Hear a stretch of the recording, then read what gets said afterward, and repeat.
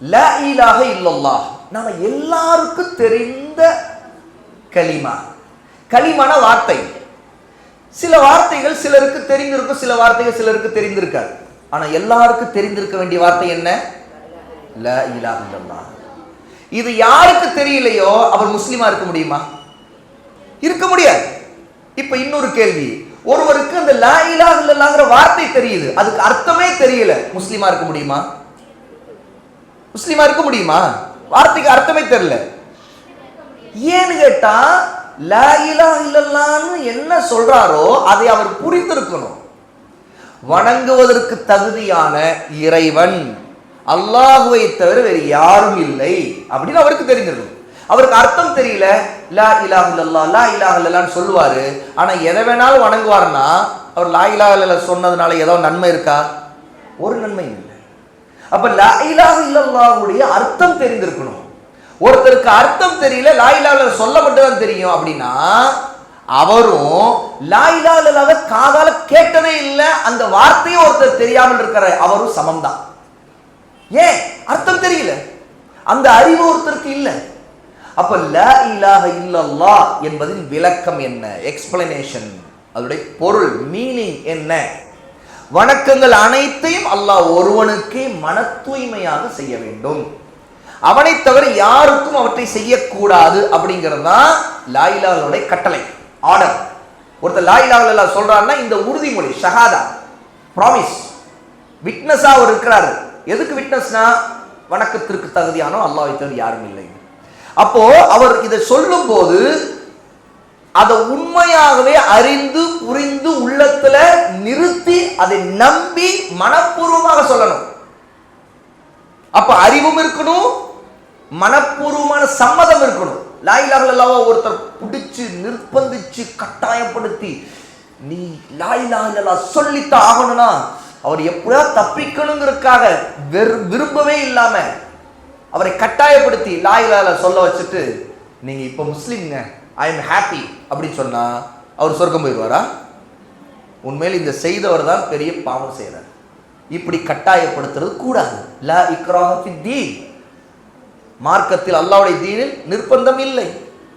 அல்லாஹ் யாரை இப்படி கட்டாயப்படுத்தல, அதாவது கட்டாயப்படுத்த சொல்லல, அல்லாஹ் கட்டளையிட்டு இருக்கிறார். இந்த கட்டளையுடைய நோக்கம் என்னன்னு கேட்டா அல்லாஹ்வை தவிர படைப்பாளன் அவனை தவிர, ஏன்னா படைச்சவன் யாரு? ரப்பு யாரு? அவன் தான்.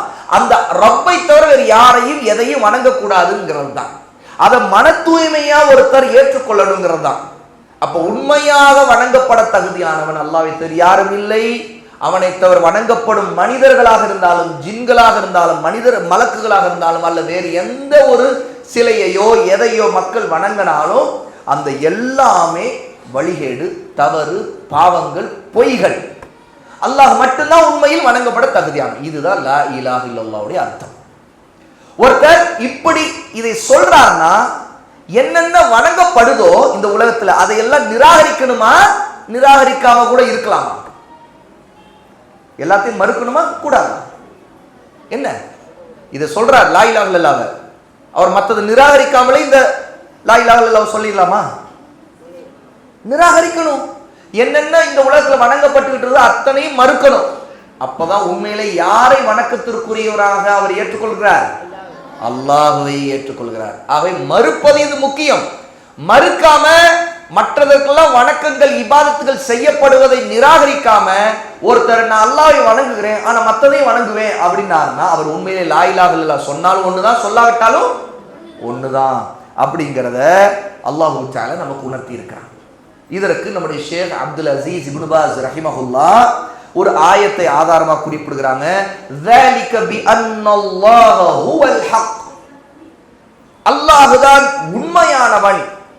وَأَنَّ مَا يَدْعُونَ مِن دُونِهِ هُوَ الْبَاطِلُ, அவர்கள் யாரெல்லாம் அல்லாஹ்வை தவிர்த்து வேற எதையோ வணங்கி மற்றதெல்லாம் பிரார்த்தனை செய்து துஆ கேட்கிறாங்களோ அவங்க அழைத்து பிரார்த்தனை செய்கின்ற அனைத்தும் பொய்யானவை என்பது இதனால் தான்.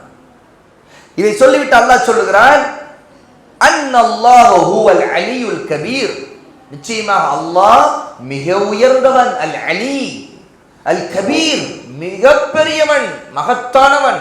ஆக யார் வணக்கத்திற்குரியவன்? அல்லாஹ் சுப்ஹானஹு வ தஆலா சூரா அல் ஹஜ் 22வது சூராவுடைய 62வது ஆயத்தில் அல்லாஹ் தஆலா இதை சொல்றான். ஆகவேதான் அல்லாஹ் மனிதர்கள் ஜின்கள் எல்லாரும் அவனை மட்டுமே வணங்க வேண்டும் என்று கட்டளையிட்டிருக்கிறான். இதுதான் முதல் கட்டளை. எல்லா ஆர்டரை விட அல்லாஹ்வுடைய கமாண்ட்ல ஃபர்ஸ்ட் கமாண்ட், முதல் கட்டளை லா இலாஹ இல்லல்லாஹ், அவன் மட்டும்தான் வணக்கத்திற்குரியவன் என்பது. ஆகவே நம்முடைய அகீதா அல்லாஹ்வுக்கு மட்டும்தான் இபாத் செய்ய வேண்டும், அவனுக்கு எதையும் இணையாக்க கூடாது என்பது இந்த அடிப்படையை நாம் பற்றி பிடிக்க வேண்டும், பாதுகாக்க வேண்டும். லா இலாஹ இல்லல்லாஹ்வை இதை உணர்ந்து இதை நம்முடைய வாழ்க்கையில செயல்படுத்தணும். அதுதான் இஸ்லாம். இதை உண்மையில ஏற்றுக்கொண்டு நம்பிக்கை கொண்டு நம்முடைய வாழ்க்கையை அந்த அல்லாஹ்வுக்கு வணக்க செலுத்துறதுங்கிறது நம்முடைய வாழ்க்கையின் எல்லா விஷயங்களும் அல்லாஹ்வுக்கு இபாதத்தாக அதை ஆக்கணும். காலையில் கண் விழிச்சது முதல் கண் தூங்கி படுக்கைக்கு போகிற வரைக்கும் நம்முடைய வாழ்க்கையில ஒவ்வொரு விஷயத்திலும் அல்லாஹ்வுக்கு இபாதத்தாக ஆக்கணும் அப்படி நம்ம நினைக்கணும். ஆகவே லா இலாஹ இல்லல்லாஹ் சொன்ன நோக்கம் இதுதான். இது அல்லாஹ்வுக்காக செய்வதுதான் இஹ்லாஸ் அப்படிங்கிறதையும், இதுதான் தௌஹீதுடைய சாரம், தௌஹீதுடைய யதார்த்த உண்மை நிலைங்கிறதை நம்ம புரிந்து கொள்ளணும்.